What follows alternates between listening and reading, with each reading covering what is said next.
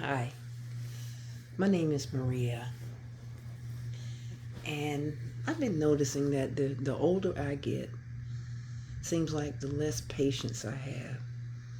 And there's just been a series of things that I just hate. I hate when they happen, and I don't hate in the sense where I want to hurt somebody. I just hate it in the sense that it's frustrating and it's aggravating. Like like I hate it when I clean up. I clean up the house. Now I am the only female in this household, and for some reason, they help. They help, but when it comes to the real cleaning, that's supposed to fall on my shoulders. Even though I'm on oxygen, I'm still expected to clean. Okay, so you clean up, but then suddenly people can't find things, and they're pointing the finger at me. They can't find it, and they need it, and what did you do with it, and why did you move my controller, why did you move my shoes? Well, guess what?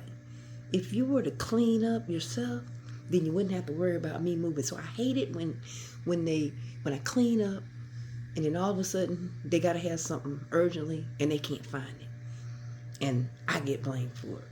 Okay, yeah, I probably did move it, but that's because you didn't move it. So don't come to me with that. Move your stuff first, and then you don't have to worry about me cleaning up and moving it. I just hate when that happens. Another thing I hate is when, okay, my kids are like, um, I can't find my hat. Oh, I can't find my shoes. Oh, I can't find that t-shirt that I like to wear. I can't find my red shirt. I can't find this. And they're just frantic and they're tearing up the house looking for it. So you know what that means, right? That means I got to get up and find it. And then when I get up to find it, guess what? I can see it. I mean, I don't have to search hard for it. The most I would have to search is to lift a pillow up or something, or to move a book or whatever, and it's there. But they can't find it. I don't know if it's something going on in that male head that makes them blind to finding stuff that they say that they need or they gotta have urgently. But I hate when that happens. I also hate it when, this is an example. I had a doctor's appointment at Piedmont Hospital, and most people know that the parking there is atrocious. So I'm driving around trying to find me a parking space, and I don't want a space that's a long way because I'm really not in condition to walk that like that. So I'm trying to find something close, and I finally find one, and this person is backing out. So I'm behind them, and they're backing out on the left side. I'm on the right side waiting, you know, and they finally back out, and I've been sitting there, nobody else is around. All of a sudden, this car comes out of nowhere and pulls in. They make this quick right turn, and I'm like, wait a minute, now this is Atlanta, so I'm not trying to get into an argument over somebody about a parking space, but I'm so frustrated and upset at that point. I'm like, dude, I let my window down. I say, hey, what's up with that? And you know what they told me? You ain't making no reservations for no parking space. And I was like, really? But I had enough presence of mind to know not to start anything with people because people get that crazy when it comes to parking space. But I was so mad. I was really so mad. And I just hate it when you wait patiently for a parking space and then you know what, some jerk just whips in and steals it from you, because that's what it is, it's stealing. That makes me so mad. And I just hate when that happens. That's another one. Another one that I hate is when, you know, that friend that has all the cats, and that same friend loves to invite you over for, bless their heart, for dinner. But I hate that I have to lie to that person or make excuses for not coming to dinner. Because I'm not trying to eat any cat hair. That person has the cats on the kitchen table, on the kitchen, the counter, on the kitchen sink. The cat just rules that place. Actually, there are 3 cats, but one particular cat rules that place. And I'm not trying to, I'm not trying to digest any cat fur. Not at this stage in my life. Happened to me when we were in school together, but no, too old for that. But I hate having to make excuses not to go there. Now some people would say, well, why don't you just tell her? Just tell her, hey, look, I don't eat at your house because of the cats. But those cats, they're her life. She loves those cats. So I'm not gonna. That's like telling somebody, I'll come over to your place, but not while your kids are there. I'm not gonna do that. Sometimes it's better to lie to people than to tell them the truth, because you're gonna break some hearts or hurt people's feelings. But there are a lot of things that I hate or that I can't stand as I age. Things that I could have put up with, would have put up with, and didn't mind. There's another one that comes to mind. It's gonna probably hurt my kids' feelings.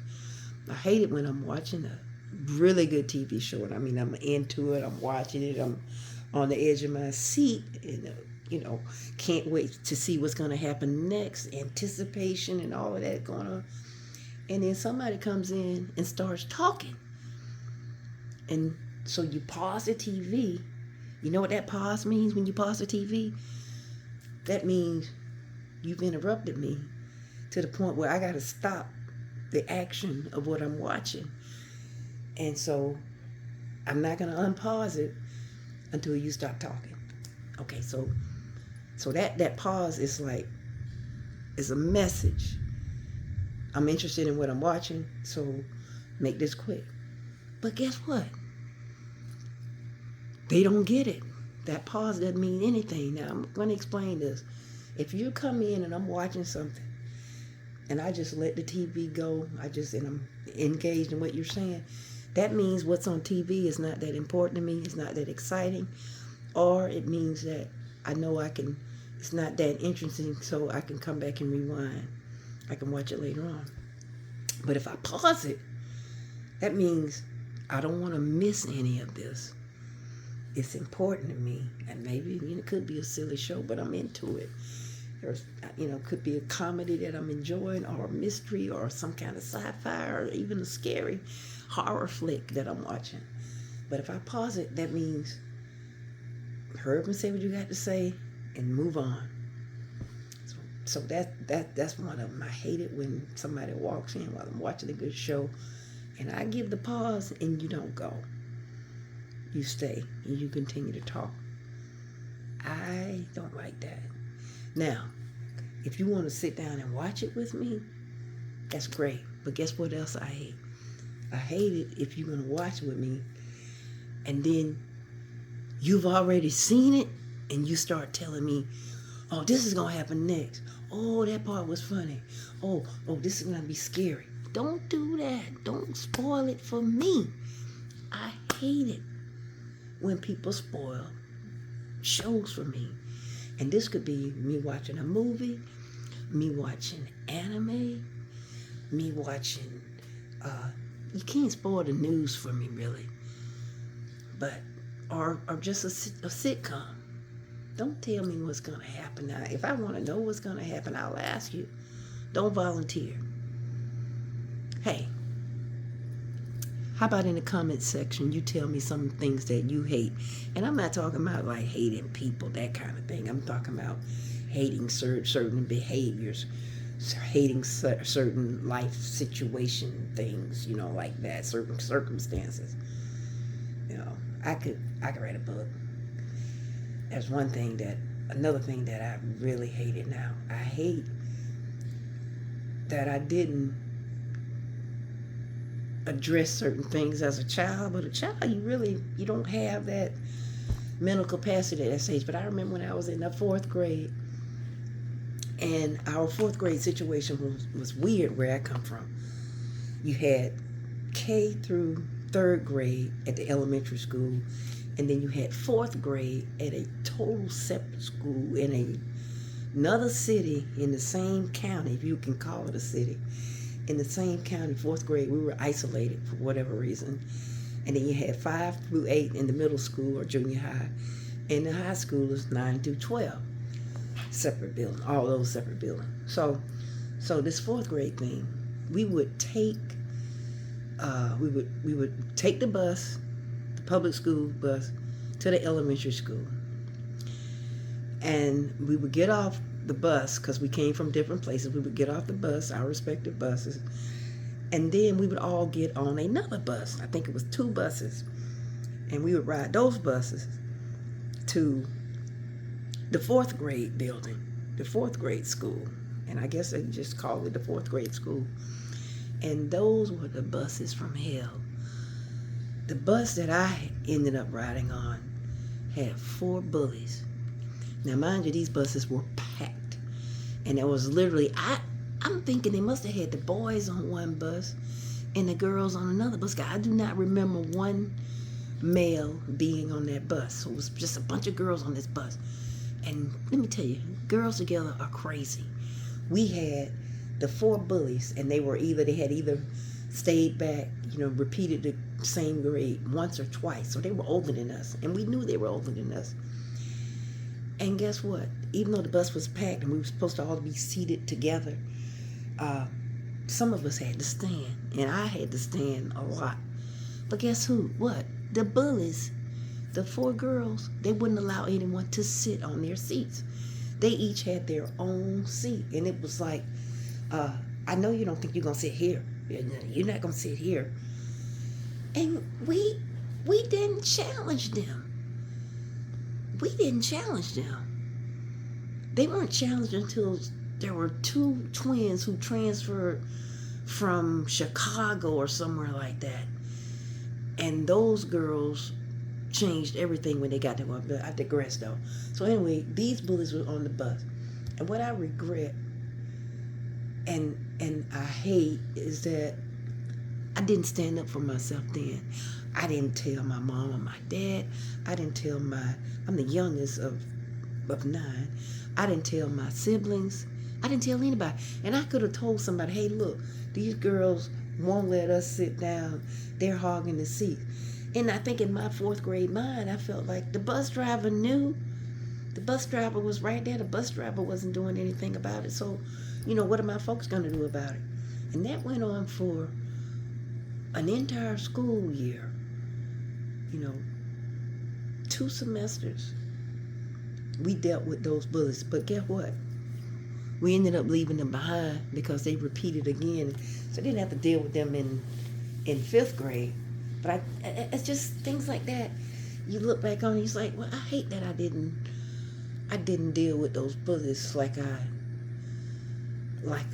should have. But when you get older, you realize there are a lot of things that you could have handled differently. And today is a different world. I mean, I couldn't give anybody advice and tell them to stand up to a bully a certain way because it's just a different world. Anyway, until the next time, and please leave a comment. Let me know some of the things that you hate or some of the things that you wish you could go back in time and fix. Because there are quite a few things that I wish I could go back, but I can't go back. But it's just something interesting to think about. All right, take care. Bye-bye.